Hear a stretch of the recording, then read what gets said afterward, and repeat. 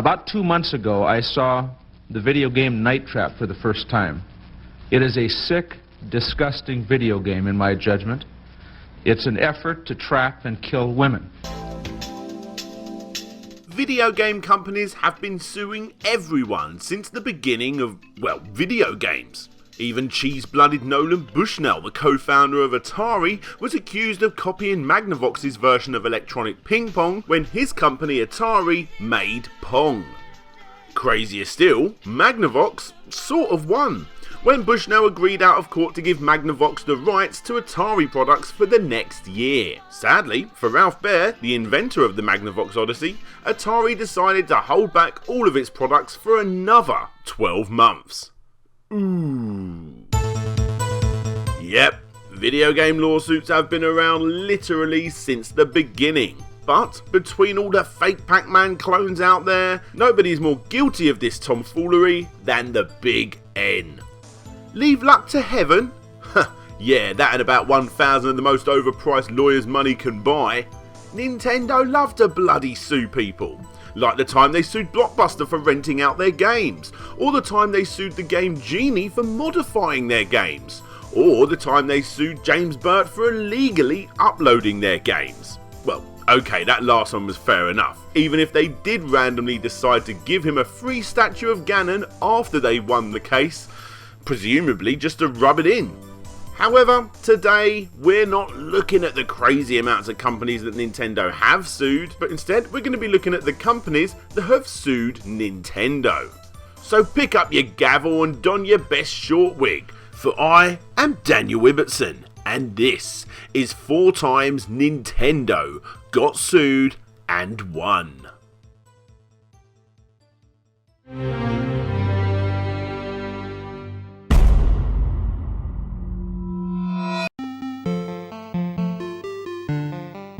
Back in the early 80s, Shigsy here created one of the most iconic video games ever, confusingly titled Donkey Kong, a game where a hammer-wielding tash bloke in red dungarees has to chase the pissed-off barrel-wielding gorilla who forever steals your girlfriend and climbs to the top of big buildings. Sounds familiar. Well, obviously, storyline aside, there's no denying that this is a bloody good game that completely deserves its reputation. An arcade game that not only put Nintendo on the map, but more importantly spawned one of the company's first major mascots. Oh yeah, and this guy.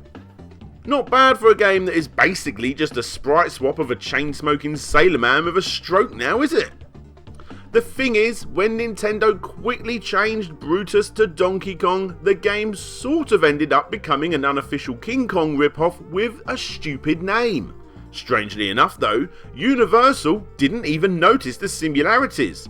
It was only when everyone's least favourite Christmas present manufacturer Tiger went to Universal asking for permission to use the King Kong license for their handhelds, and used Donkey Kong as a reference as to how well a game like that would sell. This was when Universal decided to take action against Nintendo. Nintendo versus Universal. So, who won?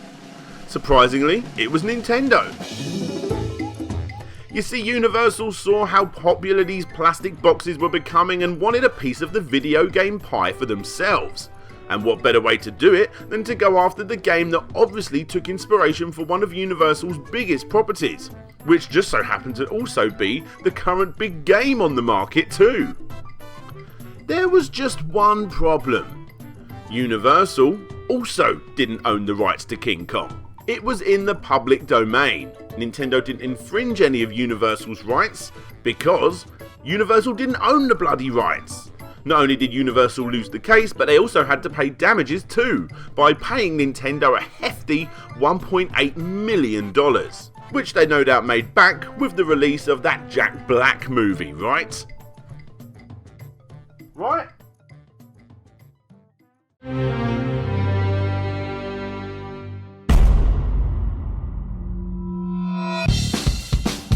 The LEGO games, the closest thing we'll have to a long-running, decent 3D platform series that can be found on all platforms, most notably Nintendo. But as you may have guessed from the title of this segment, even with the close partnership the two companies seem to have nowadays, in the past, they didn't exactly play well. Because, you know, the name Lego comes from the Danish term leggot, meaning play well. Ugh. Anyway, for this not so famous lawsuit, we need to go back before the days of classic Nintendo video games to 1968, when the company were constantly experimenting with new ideas as a toy manufacturer. And when I say experimenting, I obviously mean blatant stealing, as the company released Nintendo blocks, more commonly known as N&B. An obvious rip-off of the more popular Danish-originated toy that only started being sold in Japan 5 years prior. But was N&B really just a carbon copy of the increasingly popular worldwide phenomenon that was Lego? Well, of course it was.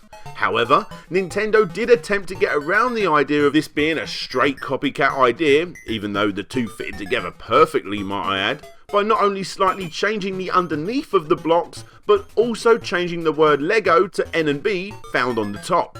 The other big change, however, was the rounded shape of some of Nintendo's blocks, which they used to great effect in their marketing of the product, comparing it to the ugly looking square-like Lego rivals.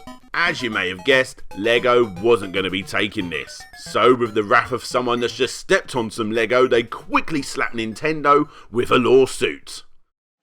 Nintendo versus Lego. So, who won?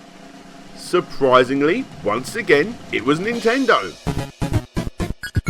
It turns out that those curvy edges found on the N&B blocks differentiated them enough in the eyes of the jury, and Nintendo got away with it and continued to release quite a few sets leading into the mid-70s. Anyway, it was those rounded edges that ended up becoming the demise of the N&B toy range. It may have helped Nintendo in the courtroom, but those round edges actually left customers finding it increasingly hard to create anything beyond what the sets were actually intended for, and Nintendo decided to discontinue the range shortly after, with the only nod to N&B being found in Super Mario Bros. 2 for the Game Boy.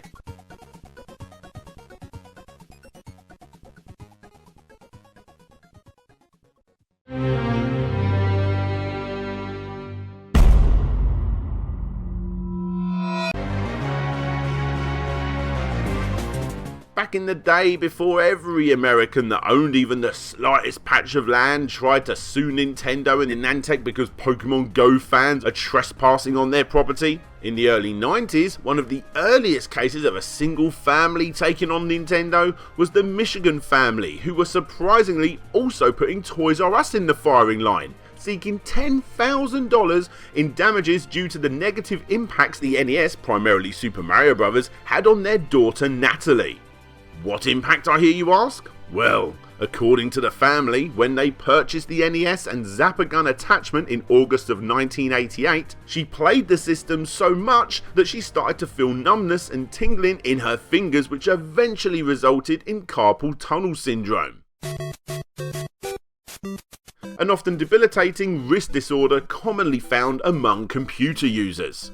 Now, I'm not sure Nintendo and Toys R Us for that matter are really to blame here, as the family even boasted that the 15-year-old played the console for several hours a day, every single day.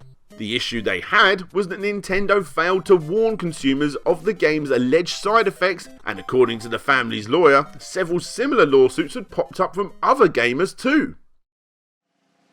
Nintendo versus the Michigan family. Well, yet again, Nintendo won. This time during the trial, they quickly stated that they had not heard of any injury like this happening before, and made sure to include suggestions for playing in moderation and taking breaks from gameplay, something they're still slapping in our faces to this very day. A lot of the time, court cases like this are documented by the media, but the results are rarely publicised, so who knows what the damages ended up being for the Michigan family. However, this was actually the start of the popular phrase Nintendo thumb, which is used for anybody that gets a repetitive stress injury that causes swelling at the base of the thumb due to overuse of video games. But if you ask me, I was always more of a fan of the term Nintendinitis.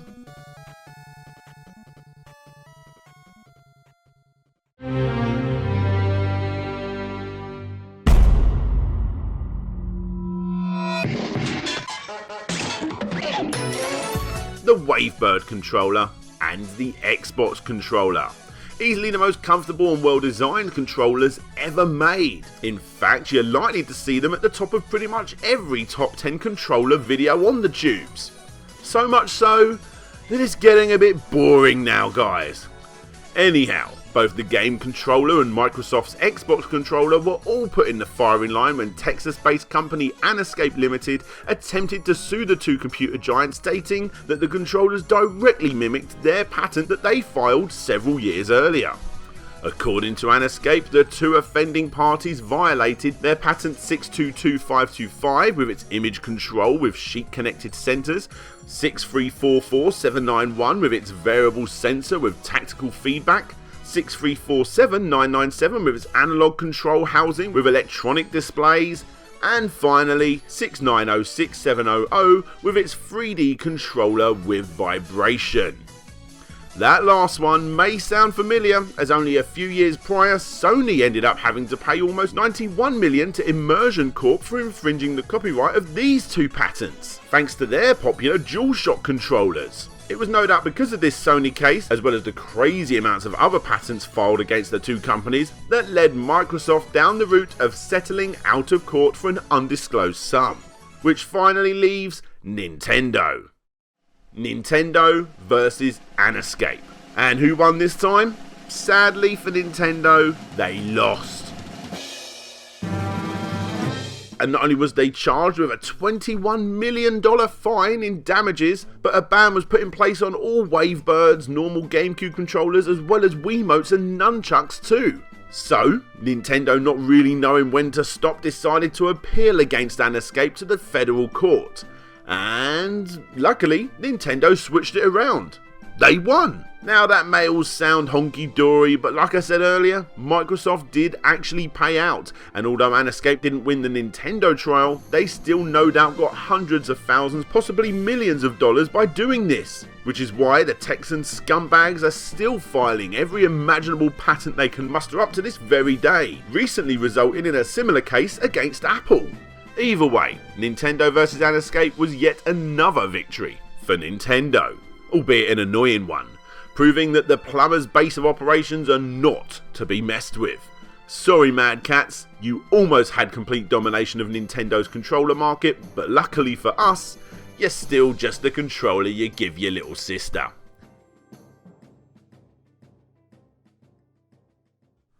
Hey there guys, whether you're watching this on Larry Bundy Jr.'s channel or My Slopes Game Room channel, thanks very much for watching. Click the links on the screen or in the description to check out either of our channels and Patreon pages. But for now, that's it from me. This is DJ Slopes signing out, and hopefully I'll see you all next time.